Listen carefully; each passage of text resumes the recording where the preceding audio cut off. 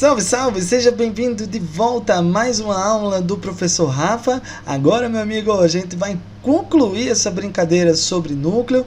A gente vai conversar agora um pouco sobre o que significa cariótipo, como é que se organizam os cromossomos no interior das nossas células, no sentido numérico da coisa, né? Quantos são aqueles pares, como eles podem ser classificados. Tem um monte de coisa legal para a gente conversar sobre isso, tá? Esse assunto que a gente vai discutir hoje, ele é muito importante para a gente entender daquelas síndromes, né? As síndromes cromossômicas, como a síndrome de Down, por exemplo, síndrome de Turner. Então, no futuro a gente vai conversar melhor sobre isso, e nesse momento a gente conversa um pouco mais sobre o cariótipo humano, como ele se organiza e como ele é montado. Valeu, moçada? Vamos lá, depois da vinheta!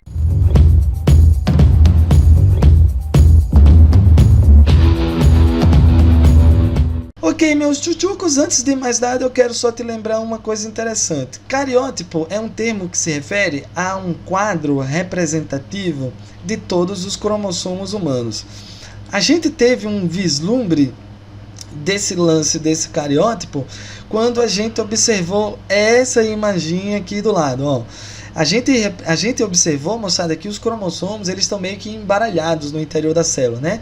Mas é possível que a gente organize eles bonitinho, formando um quadro meramente ilustrativo da composição cromossômica de um indivíduo. Esse quadro é conhecido como cariótipo. Vamos entender agora como esse cariótipo é construído, tá? Primeiro de tudo, você precisa coletar células de um indivíduo que vai ser analisado. É importante que essa célula seja nucleada. Então vamos evitar, por exemplo, usar hemácias, usar plaquetas, porque elas não têm núcleo, tá? Qualquer outra célula nucleada funciona. Vou criar, moçada, um meio de cultura para essas células, né? Com comidinha de células, para garantir que essa célula se reproduza bastante e tudo mais. E dentro desse meio de cultura, iremos adicionar uma substância chamada de fitohemaglutinina, que é esse componente aqui, ó. Fitohemaglutinina é um composto que estimula a divisão celular. Tá? Então elas vão se proliferar nessa incubadora, né? Depois de 2 ou 3 dias você já vai ter uma boa quantidade de células. Nesse período, depois desse tempo, a gente vai aplicar uma segunda substância chamada de colchicina. Já vai ser um outro componente, onde ele vai interromper a mitose, interromper a divisão celular em uma fase bem específica chamada de metáfase. Por que eu quero interromper a divisão celular? Porque é nesse momento da metáfase que os cromossomos estão no seu compactação máxima. E com isso, eles podem ser visualizados com maior facilidade. Diferente, por exemplo, de uma célula em intérfase, que as suas moléculas de DNA se organizam dessa forma. Então, moçada, aqui eu não tenho como saber quantos cromossomos ele tem, se um cromossomo é igual ao outro, não dá, tá tudo misturado, né? É o que a gente chama de cromatina. Então, eu preciso que a célula entre em divisão celular para que ela organize esses cromossomos e eles se tornem mais visíveis, tá? Mas, em algum momento, eu vou dar um stop, né? Eu vou pausar a divisão celular, porque eu quero tirar uma foto dos cromossomos em metáfase. É uma foto mesmo, hein, moçada? Para eu conseguir depois identificar que cromossomo é cada um, né? Então vou fazer uma fotografia dos cromossomos com um microscópio, obviamente, né? E um microscópio eletrônico, né, de preferência. E depois que eu tirei essa fotinha, eu vou organizar os cromossomos de acordo com o seu tamanho, né? Então imagina que aqui do lado, ó, seja a foto que eu tirei, os cromossomos meio bagunçado no interior da célula. E em um segundo momento eu vou pegar literalmente uma tesourinha e vou recortar cromossomo por cromossomo. E aí depois eu vou pegar cada um desses cromossomos recortadinhos e vou colocar um do lado do outro para saber se eles têm o mesmo tamanho. E aí quando eu fizer isso, eu vou criar algo parecido com esse, organizando do maior para o menor. Aqui eu estou organizando os cromossomos de acordo com o seu posição do centrômero, né? Aqui a gente observa todos os metacêntricos alinhados, né? Do maior para o menor. Aqui os submetacêntricos, já com o centrômero um pouquinho mais na ponta. Aqui os acrocêntricos e, por último, os telocêntricos, mostrando a comparação entre eles e a organização desses cromossomos, né? Agora, quando eu vou criar o cariótipo humano, a gente vai organizar, moçada, esses cromossomos em somáticos e sexuais, né? Essa vai ser a grande divisão que a gente vai fazer para montar o nosso cariótipo.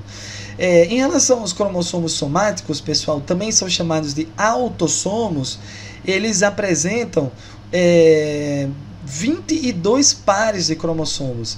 Então a gente tem do par número 1 de cromossomos até o par número 22, a gente tem todos os cromossomos conhecidos como autossômicos. Então aqui eu tenho uma organização de todos os pares, lembrando que o par número 1 é o maior cromossomo, né, do maior para o menor aqui na parada. Então você tem cromossomo 1, o par de cromossomos número 2, o par de cromossomo número 3, o par número 4, número 5, número 6, né, até o parzinho número 22 são considerados cromossomos autossômicos, tá? Esses cromossomos, eles sempre são homólogos, né? Sempre são iguaizinhos, apresentando genes nas mesmas posições, não estão relacionados com a determinação do sexo, mas estão relacionados com a determinação de todas as outras características humanas, tá? Em relação aos cromossomos sexuais, eles também podem ser chamados de alossomos. A gente se refere aqui ao par número 23, que seria esse último parzinho aqui, ó. Aqui eu estou representando dois cromossomos sexuais, o cromossomo X, que é o grandão, e o cromossomo Y, que é o pequenininho.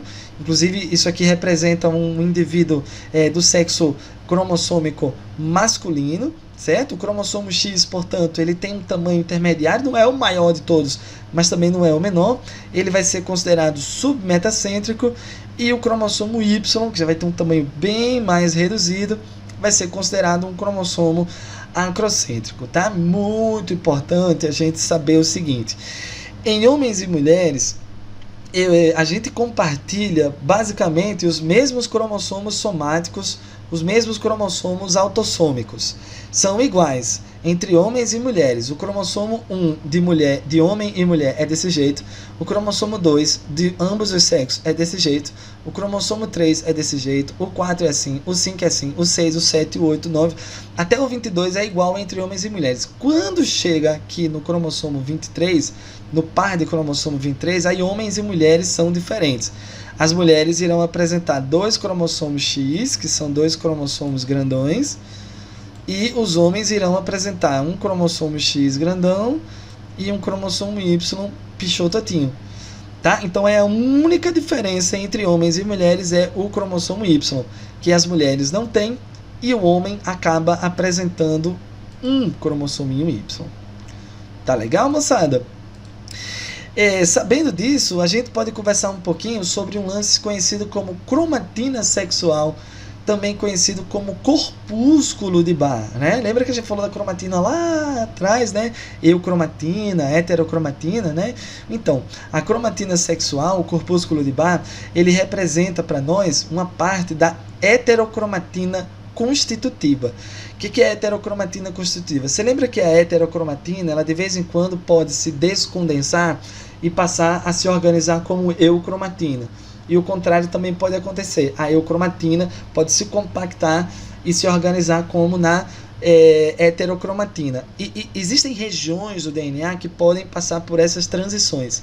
Nessa região, a gente vai chamar de heterocromatina facultativa, que de vez em quando ela pode estar organizada como eu, de vez em quando ela pode estar organizada como hétero. Porém, existem regiões do DNA que sempre são heterocromatina, que nunca se organiza como eucromatina. Então, essa região ela vai ser chamada de heterocromatina constitutiva. Ela está compactada durante toda a vida daquela célula, tá? E aí, se a gente fosse observar uma célula feminina, a gente iria conseguir observar esse tal desse corpúsculo de Barr. Por quê? Porque ele representa um dos cromossomos X inativados em mulheres. Você lembra que as mulheres têm dois cromossomos X, porém um desses dois cromossomos X ele está inativado, e com a ajuda de um microscópio eletrônico é possível ver essa molécula de DNA altamente compactada bem no cantinho do núcleo.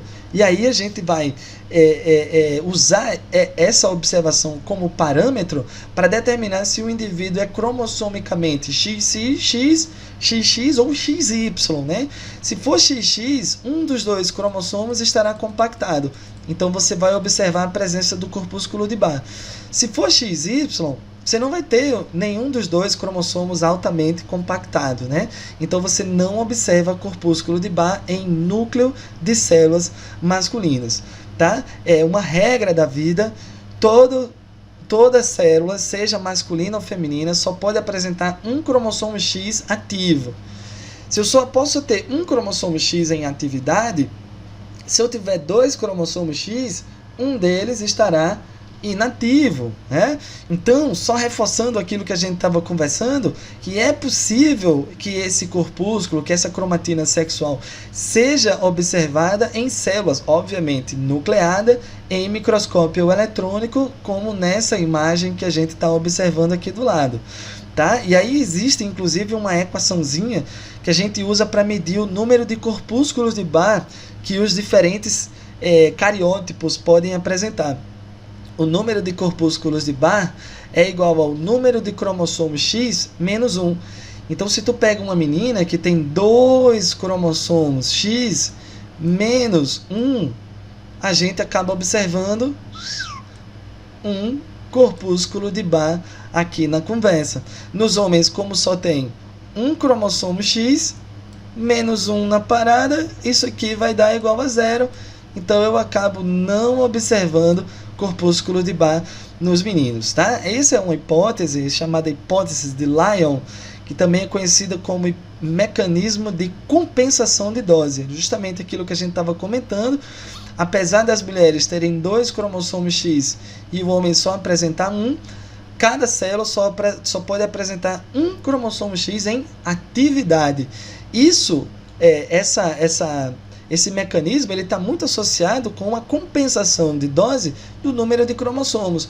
Mulheres apresentam 2 cromossomos X, o homem só apresenta 1. Se elas apresentassem os 2 cromossomos X em atividade, é possível que o organismo feminino funcionasse de uma maneira diferente do organismo masculino. Então, para que os dois funcionem de maneira similar, um dos 2 cromossomos X femininos estará inativado. Maravilha, moçada? Esse assunto de corpúsculo de Barr, ele adora aparecer nas provas, tá? Aprenda bem o que é o cariótipo, o que é um cromossomo autossômico, o que é um cromossomo sexual, porque a gente vai precisar muito dessas informações, mais uma vez, nas aulas de genética, e vai precisar também muito dessas informações quando for falar sobre as síndromes cromossômicas, que a gente vai deixar para conversar um pouquinho na parte de divisão celular. Valeu, moçada? Então vamos ficando por aqui. Espero que tenha gostado dessa aulinha sobre núcleo. Um grande abraço e até a próxima!